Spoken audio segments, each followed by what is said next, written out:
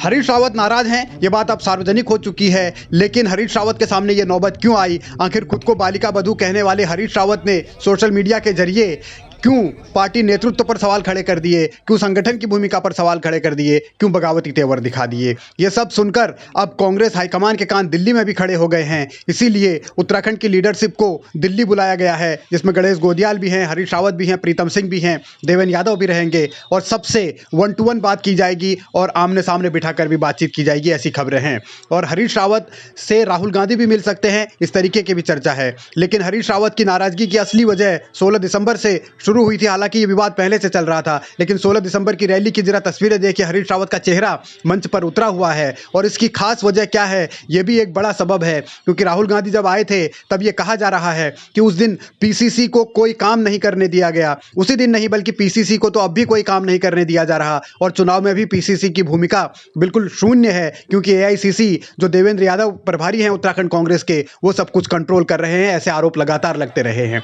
और नौबत तो ये आ गई कि राहुल गांधी की रैली के दिन राहुल गांधी के ही सामने कई कार्यकर्ताओं ने, सैकड़ों कार्यकर्ताओं ने एआईसीसी गो बैक के नारे तक लगा दिए। यानी राहुल गांधी के सामने ही कांग्रेस लीडरशिप की फजीहत हो गई। और इस पूरे मसले पर अब सियासत इतनी हावी है कि बीजेपी हमलावर है।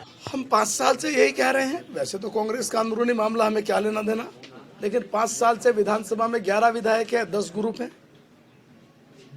विधानसभा के बाहर विपक्ष का जनादेश होता है, जनता की आवाज उठाना वहां नदारद है। 5 साल से एक विपक्ष के तौर पर राज्य के अंदर कांग्रेस की भूमिका नगण्य रही है। केवल लड़ाई रही है, नेतृत्व कौन करेगा, नेता कौन बनेगा, जनता से लेना देना नहीं है। राहुल गांधी की रैली में एआईसीसी गो बैक के नारे देवेंद्र यादव और उनके चेले चपाटों को लेकर लगे। दीपिका पांडे जो कि सह प्रभारी हैं, उनको लेकर भी गंभीर नाराजगी पार्टी संगठन में उत्तराखंड के भीतर बताई जा रही है, क्योंकि इतना दखल देवेंद्र यादव का है। कहा यह जा रहा है कि पीसीसी चीफ को एक पेन खरीदने तक का अधिकार नहीं है। यानी अगर वो कोई पेन भी खरीदना चाहते हैं तो इसकी भी जानकारी या इसकी भी इजाजत दिल्ली हाईकमान से यानी देवेंद्र यादव से लेनी पड़ती है। ये इस तरीके की शिकायतें पार्टी के भीतर से आ रही हैं। देवेंद्र यादव का कोकस उत्तराखंड में माहौल खराब कर रहा है, यह आरोप बार बार एक धड़ा कांग्रेस का लगाता रहा है। दीपिका पांडे की भूमिका पर भी सवाल हैं तो वो सह प्रभारी, लेकिन कार्यकलाप कैसे हैं इसको लेकर तमाम तरीके के सवाल उठ रहे हैं। गणेश गोदियाल प्रदेश अध्यक्ष तो बना दिए गए, लेकिन उनको कलम चलाने तक की ताकत नहीं है। यानी वो किसी की नियुक्ति भी नहीं कर सकते। कांग्रेस कार्यालय में अगर चपरासी की भी नियुक्ति करनी है तो इसके लिए भी देवेंद्र यादव से इजाजत लेनी पड़ती है। इस तरीके का दखल देवेंद्र यादव ने उत्तराखंड में कांग्रेस के भीतर अपना कर लिया है। इस तरीके के आरोप हैं और यही नाराजगी हरीश रावत की है। जो स्थिति कांग्रेस के बड़े नेता ने कही है, ये स्थिति कांग्रेस के धरातल पर है।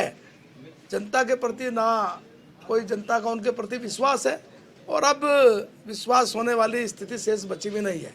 इसलिए हमने कहा 2017 से बड़ी विजय की तरफ भारतीय जनता पार्टी बढ़ेगी। बीजेपी भले ही कांग्रेस की नाराजगी पर चुटकी ले रही हो, लेकिन हरीश रावत ने जो सवाल उठाए हैं उनको लेकर बहुत गंभीरता पार्टी के भीतर दिख रही है। इसीलिए नेताओं को दिल्ली तलब किया गया है। असल में राहुल गांधी की रैली के दिन भी देवेंद्र यादव और उनके साथियों ने इस तरीके का माहौल बनाया कि मंच पर कौन आएगा, पास किसे मिलेगा, किसे नहीं मिलेगा, ये सब कुछ एआईसीसी के सदस्यों ने ही तय किया। यानी पीसीसी की कोई भूमिका नहीं रही। गणेश गोदियाल और उनके साथी सिर्फ लाचार बने रहे। हरीश रावत उस दिन भी असहज दिख रहे थे, लेकिन उस दिन कुछ कहा नहीं, सिर्फ नारे लगे एआईसीसी गो बैक के। वो नाराजगी की एक छोटी सी झलक थी। दूसरी तरफ सवाल ये भी उठा कि नरेंद्रजीत सिंह बिंद्रा जो कि अल्पसंख्यक कल्याण आयोग के पूर्व अध्यक्ष रह चुके हैं उत्तराखंड में, उनको भी मंच पर नहीं चढ़ने दिया गया। महिला कांग्रेस की पूर्व अध्यक्ष सरोजनी कैंतुरा को भी मंच पर नहीं चढ़ने दिया गया। काफी देर तक विवाद हुआ, बाद में उनको आने की इजाजत दी गई। उसी दिन से लेकर ये नाराजगी लगातार बढ़ती चली गई। देवेंद्र यादव के दखल को लेकर बार बार सवाल उठ रहे हैं। आरोप ये भी लगाए जा रहे हैं कि खरीद फरोख्त की जो राजनीति है उसको बढ़ावा देने की कोशिश हो रही है। इस बात को लेकर भी हरीश रावत लगातार विरोध कर रहे हैं। और कांग्रेस के भीतर जिस तरीके की राजनीति हो रही है उसको लेकर सवाल अगर इस तरीके के उठते हैं तो, और चुनाव के साल में ये सवाल उठते हैं, तो जाहिर है कि मसला गंभीर है और इसीलिए नाराजगी बढ़ रही है। और सवाल ये कि कांग्रेस की अंदरूनी गुटबाजी भी बढ़ रही है। लेकिन जिस तरीके की भूमिका मौजूदा दौर में पार्टी के प्रभारी की है उस पर बहुत सारे सवाल उठ रहे हैं। हालांकि एक गुट पार्टी प्रभारी के साथ है। हरीश रावत विरोधी गुट ये चाहता है कि उनको किसी तरीके से साइडलाइन किया जाए, इसीलिए वो प्रभारी को सपोर्ट कर रहे हैं। लेकिन इस बात को लेकर भी ऐतराज़ है कि प्रभारी के साथ कुछ ऐसे लोग भी आ रहे हैं जिनकी भूमिका संदिग्ध है, जिनका कोई काम नहीं है। लेकिन उत्तराखंड में संपत्ति की खरीद फरोख्त समेत तमाम तरीके के पहलू हैं